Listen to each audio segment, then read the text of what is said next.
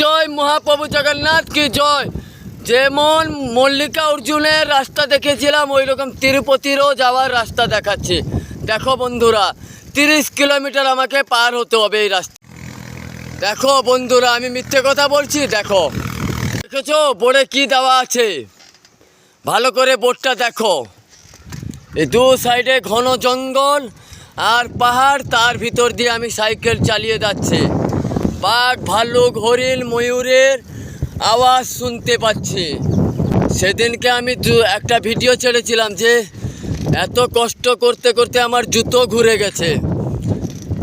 ওই ভিডিওতে আমি ভাবলাম যে অনেক সবাই আমাকে ভালোবাসা, আমার কষ্টর মর্মটা তোমরা বুঝবে না। কার না ভয় লাগবে বলো এইসব দৃশ্য দেখলে? হ্যাঁ, এই পথযাত্রায় কি কি দেখতে পাচ্ছি আমি।